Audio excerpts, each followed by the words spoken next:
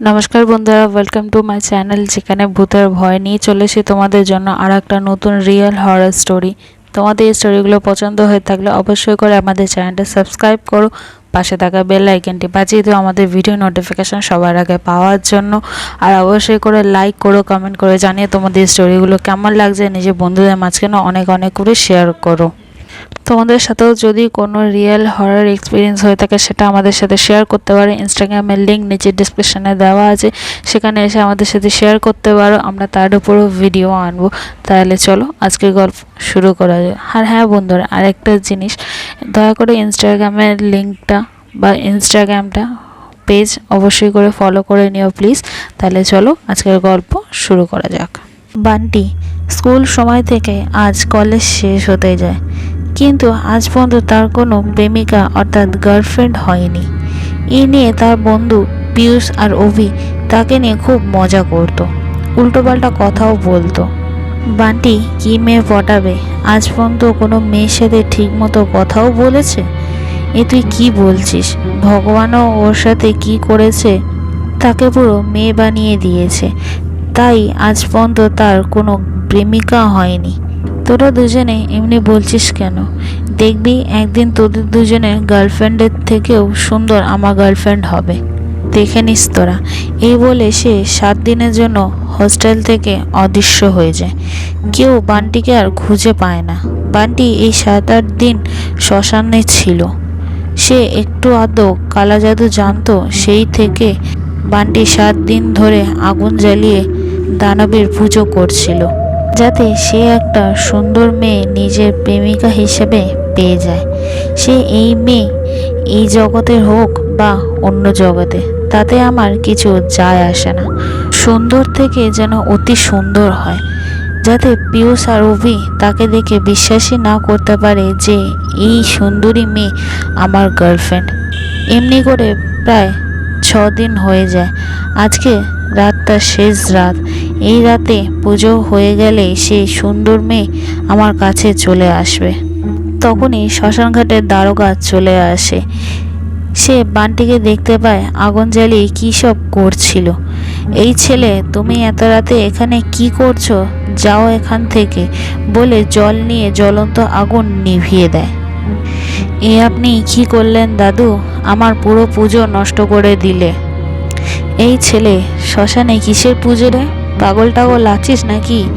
বেরো এখান থেকে, তোকে যেন আশেপাশে আর দেখতে না পাই, বলে দারোগার বান্টিকে ধাক্কা মেরে শ্মশান ঘাট থেকে বাইরে ফেলে দেয়।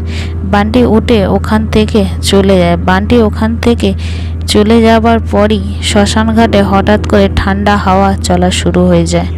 অনেক ধুলোবালিও ওড়া শুরু হয়। সেই ঠান্ডা হাওয়া একটুখানি কমতে শ্মশানের দারোগা সামনে একটা খুবই সুন্দর আকর্ষণীয় মহিলা দাঁড়িয়েছিল। তাকে দেখে দারোগা সব কিছু ভুলে গেছিল। এখানে কিছুক্ষণ আগে কি হয়েছিল দারোগা জিজ্ঞাসা করলো, কে তুমি? এত রাতে এখানে কি করছো? সেই মেয়েটা খুবই সুন্দর গলায় বলল, আমি কে আর কোথা থেকে এসছি সেসব ছাড়ো। আমায় দেখে তোমার কি ভালোবাসতে ইচ্ছা করছে না?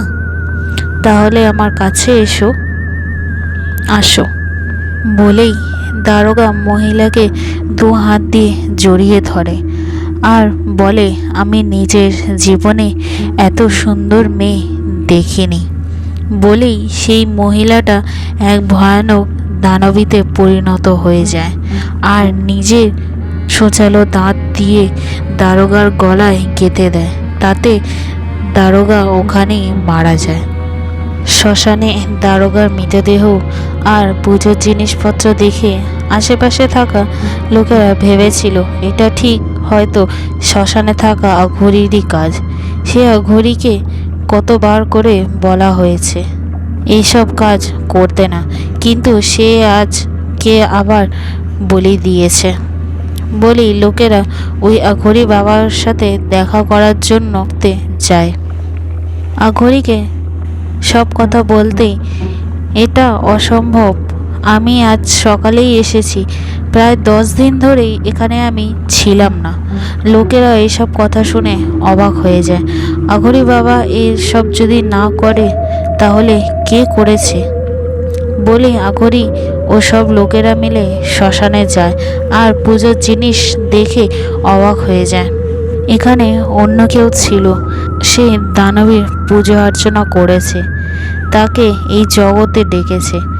শ্মশানে দারোগার মৃত্যু দানবীর হাত দিয়েই হয়েছে।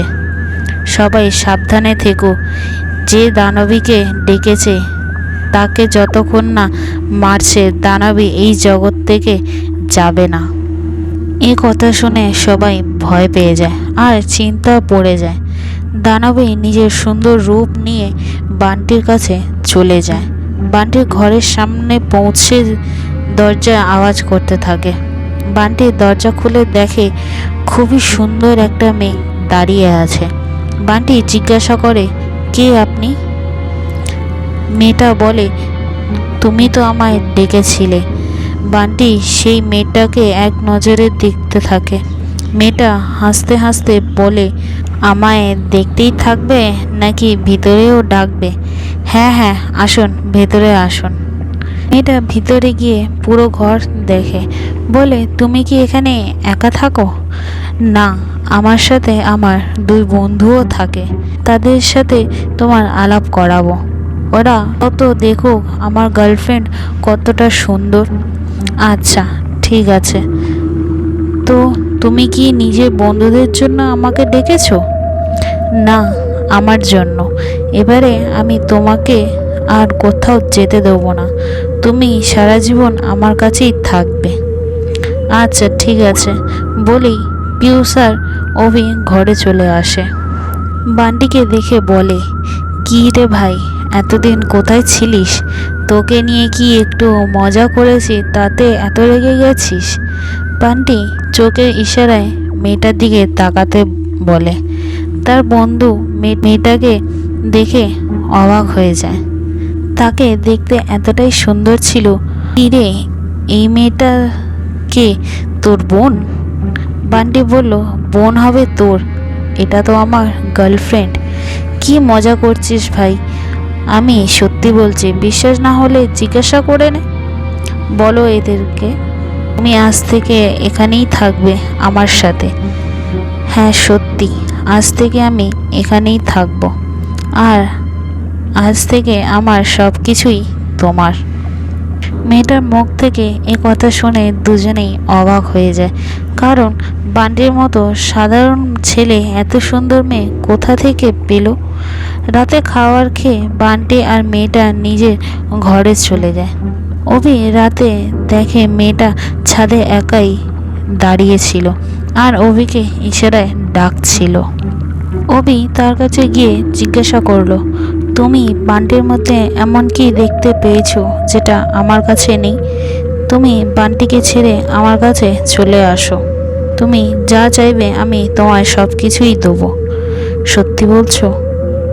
মেয়েটা অভিকে জড়িয়ে ধরে আর বলে, তোমার মতো সুন্দর মেয়ে আমি কোনোদিনও দেখিনি। বলেই মেয়েটা নিজের আসল রূপে চলে আসে আর আর নিজের দাঁত দিয়ে অভির গায়ে সব রক্ত চুষে নেয়। অভির গায়ে সব রক্ত চুষে নিয়ে মেরে ফেলে। পিউষ নিজের ঘরে একা শুয়েছিল, তার দরজায় আওয়াজ করে। পিউষ জিজ্ঞাসা করে, কে আছে? মেয়েটা বলে, আমি। দরজাটা খোলো। দরজা খুলেই মেয়েটা ঘরের ভিতর ঢুকে যায়। তুমি এত রাতে এখানে? হ্যাঁ আমি।